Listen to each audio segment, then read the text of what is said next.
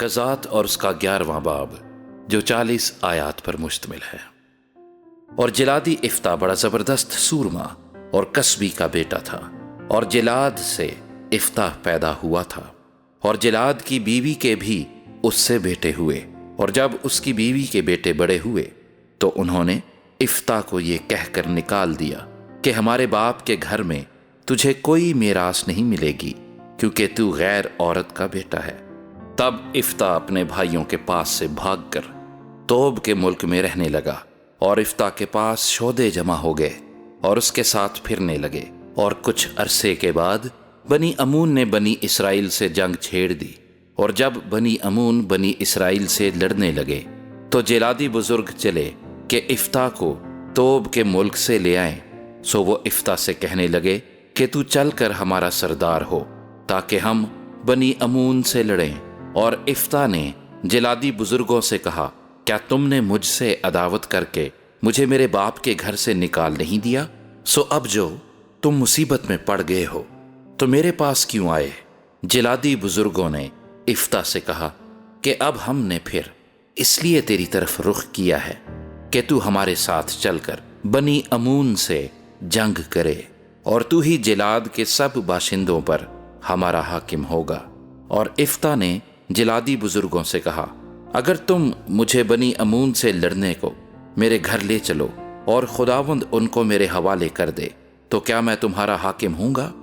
جلادی بزرگوں نے افتح کو جواب دیا کہ خداوند ہمارے درمیان گواہ ہو، یقیناً جیسا تو نے کہا ہے ہم ویسا ہی کریں گے۔ تب افتح جلادی بزرگوں کے ساتھ روانہ ہوا، اور لوگوں نے اسے اپنا حاکم اور سردار بنایا۔ اور افتح نے مصفا میں خداوند کے آگے اپنی سب باتیں کہہ سنائیں۔ اور افتح نے بنی امون کے بادشاہ کے پاس ایلچی روانہ کیے اور کہلا بھیجا کہ تجھے مجھ سے کیا کام جو تو میرے ملک میں لڑنے کو میری طرف آیا ہے؟ بنی امون کے بادشاہ نے افتح کے ایلچیوں کو جواب دیا، اس لیے کہ جب اسرائیلی مصر سے نکل کر آئے تو ارنون سے یبوک اور یردن تک جو میرا ملک تھا اسے انہوں نے چھین لیا۔ سو اب تو ان علاقوں کو صلح و سلامتی سے مجھے پھیر دے۔ تب افتح نے پھر ایلچیوں کو بنی امون کے بادشاہ کے پاس روانہ کیا اور یہ کہلا بھیجا کہ افتح یوں کہتا ہے کہ اسرائیلیوں نے نہ تو مواب کا ملک اور نہ بنی امون کا ملک چھینا، بلکہ اسرائیلی جب مصر سے نکلے اور بیابان چھانتے ہوئے بحر کلزم تک آئے اور قادس میں پہنچے تو اسرائیلیوں نے ادوم کے بادشاہ کے پاس ایلچی روانہ کیے اور کہلا بھیجا کہ ہم کو ذرا اپنے ملک سے ہو کر گزر جانے دے، لیکن ادوم کا بادشاہ نہ مانا۔ اسی طرح انہوں نے مواب کے بادشاہ کو کہلا بھیجا اور وہ بھی راضی نہ ہوا، چنانچہ اسرائیلی قادس میں رہے۔ تب وہ بیابان میں ہو کر چلے اور ادوم کے ملک اور مواب کے ملک کے باہر چکر کاٹ کر مواب کے ملک کے مشرق کی طرف آئے اور ارنون کے اس پار ڈیرے ڈالے، پر مواب کی سرحد میں داخل نہ ہوئے، اس لیے کہ مواب کی سرحد ارنون تھا۔ پھر اسرائیلیوں نے اموریوں کے بادشاہ سیہون کے پاس جو حسبون کا بادشاہ تھا ایلچی روانہ کیے، اور اسرائیلیوں نے اسے کہلا بھیجا کہ ہم کو ذرا اجازت دے دے کہ تیرے ملک میں سے ہو کر اپنی جگہ کو چلے جائیں۔ پر سیہون نے اسرائیلیوں کا اتنا اعتبار نہ کیا کہ ان کو اپنی سرحد سے گزرنے دے، بلکہ سیہون اپنے سب لوگوں کو جمع کر کے یحس میں خیمہ زن ہوا اور اسرائیلیوں سے لڑا۔ اور خداوند اسرائیل کے خدا نے سیہون اور اس کے سارے لشکر کو اسرائیلیوں کے ہاتھ میں کر دیا اور انہوں نے ان کو مار لیا۔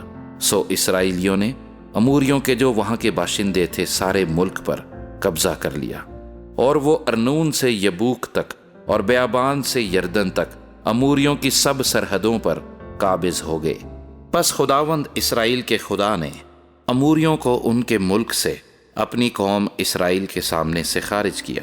سو کیا تو اب اس پر قبضہ کرنے پائے گا؟ کیا جو کچھ تیرا دیوتا کموس تجھے قبضہ کرنے کو دے تو اس پر قبضہ نہ کرے گا؟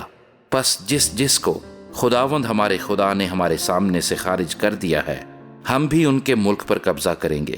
اور کیا تو صفور کے بیٹے بلک سے جو موآب کا بادشاہ تھا، کچھ بہتر ہے؟ کیا اس نے اسرائیلیوں سے کبھی جھگڑا کیا یا کبھی ان سے لڑا؟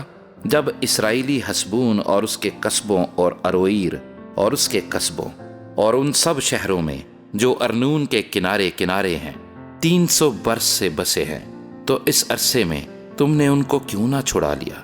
غرض میں نے تیری خطا نہیں کی، بلکہ تیرا مجھ سے لڑنا تیری طرف سے مجھ پر ظلم ہے۔ پس خداوند ہی جو منصف ہے، بنی اسرائیل اور بنی امون کے درمیان آج انصاف کرے۔ لیکن بنی امون کے بادشاہ نے افتح کی، یہ باتیں جو اس نے اسے کہلا بھیجی تھی نہ مانی۔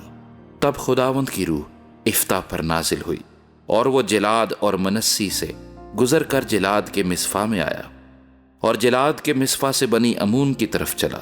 اور افتح نے خداوند کی منت مانی اور کہا کہ اگر تو یقیناً بنی امون کو میرے ہاتھ میں کر دے، تو جب میں بنی امون کی طرف سے سلامت لوٹوں گا، اس وقت جو کوئی پہلے میرے گھر کے دروازے سے نکل کر میرے استقبال کو آئے وہ خداوند کا ہوگا، اور میں اس کو سوختنی قربانی کے طور پر گزرانوں گا۔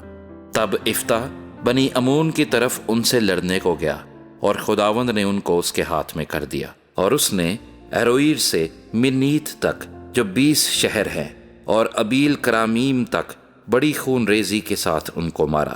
اس طرح بنی امون بنی اسرائیل سے مغلوب ہوئے، اور افتح مصفا کو اپنے گھر آیا، اور اس کی بیٹی طبلے بجاتی اور ناچتی ہوئی اس کے استقبال کو نکل کر آئی، اور وہی ایک اس کی اولاد تھی، اس کے سوا اس کے کوئی بیٹی بیٹا نہ تھا۔ جب اس نے اس کو دیکھا تو اپنے کپڑے پھاڑ کر کہا، ہائے میری بیٹی، تو نے مجھے پست کر دیا، اور جو مجھے دکھ دیتے ہیں ان میں سے ایک تو ہے، کیونکہ میں نے خداوند کو زبان دی ہے اور میں پلٹ نہیں سکتا۔ اس نے اس سے کہا، اے میرے باپ، تو نے خداوند کو زبان دی ہے، سو جو کچھ تیرے منہ سے نکلا ہے وہی میرے ساتھ کر، اس لیے کہ خداوند نے تیرے دشمنوں بنی امون سے تیرا انتقام لیا۔ پھر اس نے اپنے باپ سے کہا، میرے لیے اتنا کر دیا جائے کہ 2 مہینے کی مہلت مجھ کو ملے، تاکہ میں جا کر پہاڑوں پر اپنی ہمجولیوں کے ساتھ اپنے کنوار پن پر ماتم کرتی پھروں۔ اس نے کہا، جا، اور اس نے اسے 2 مہینے کی رخصت دی، اور وہ اپنی ہمجولیوں کو لے کر گئی اور پہاڑوں پر اپنے کنوار پن پر ماتم کرتی پھری۔ اور 2 مہینے کے بعد وہ اپنے باپ کے پاس لوٹ آئی، اور وہ اس کے ساتھ ویسا ہی پیش آیا جیسی منت اس نے مانی تھی۔ اس لڑکی نے مرد کا منہ نہ دیکھا تھا، سو بنی اسرائیل میں یہ دستور چلا کہ سال بسال اسرائیلی عورتیں جا کر برس میں 4 دن تک افتح جلادی کی بیٹی کی یادگاری کرتی تھیں۔